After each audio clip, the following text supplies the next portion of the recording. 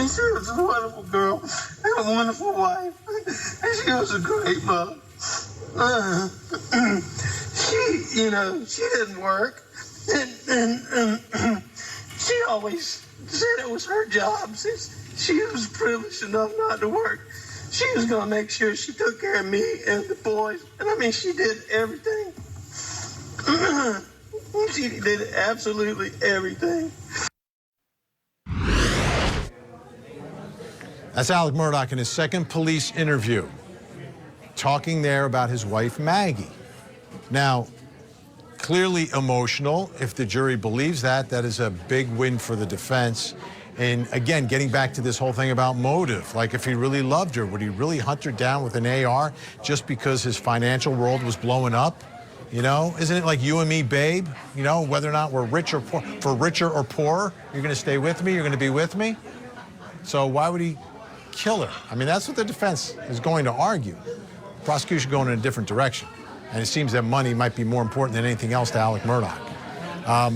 Now, the question, Maggie, the night she was murdered, early in the day, she wasn't there. She was at the other home at the beach.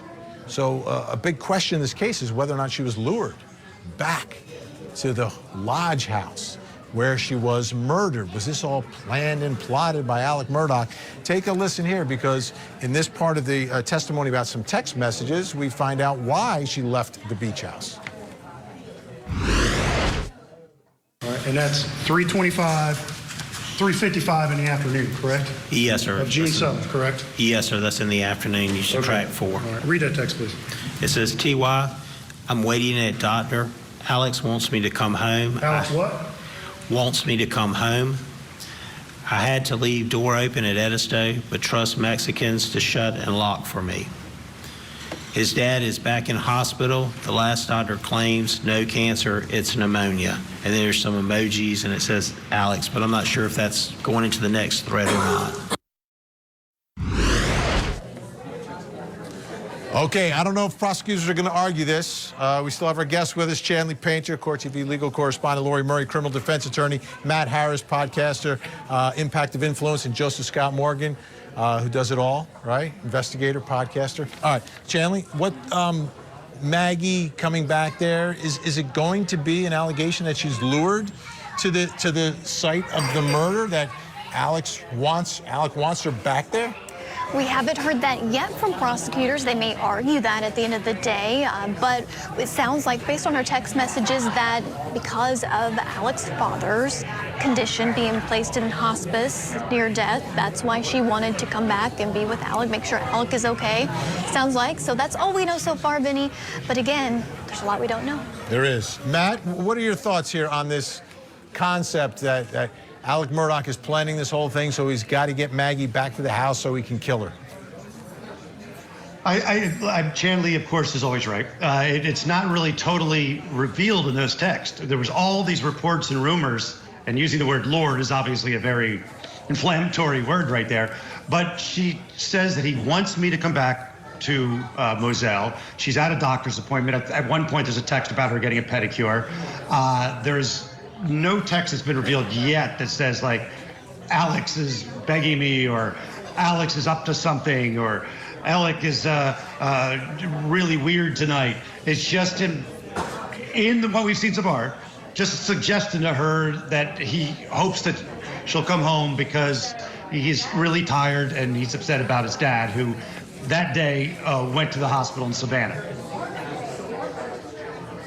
So, Lori, that doesn't, I mean, these circumstances don't necessarily suggest a master plan if she's coming back because he doesn't control whether his father gets ill and is put in hospice.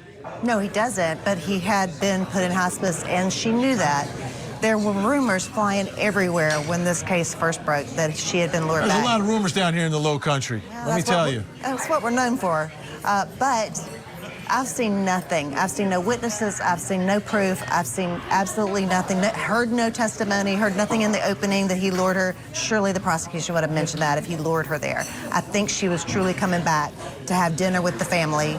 She called ahead to make sure that Blanca had fixed the dinner on time. She was coming back after her doctor's appointment, after her pedicure, and I don't think there's any evidence of her being lured back. Yeah, Justice Scott Morgan, this paints a picture that is kind of similar with some of these other family moments we've seen, right? Your father-in-law is sick, so you're going to go home to be with your husband. It doesn't strike me that there's marital problems or any sort of stress here between Maggie and Alec. No, it doesn't. But can I throw another word in here? Or maybe, yeah, just one. I don't want to use the word lured or baited or trapped. I want to use the word opportunistic.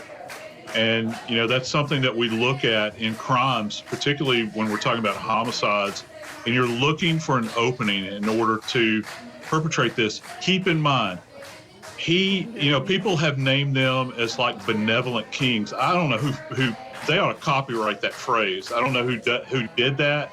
They've talked about that family in this sense.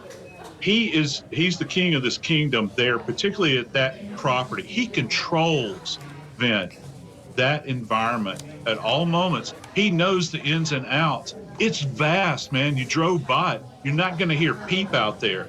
He couldn't have perpetrated this at the beach house, all right, like he could have here if he did this. He has complete and total control. It was an opportunistic event, perhaps.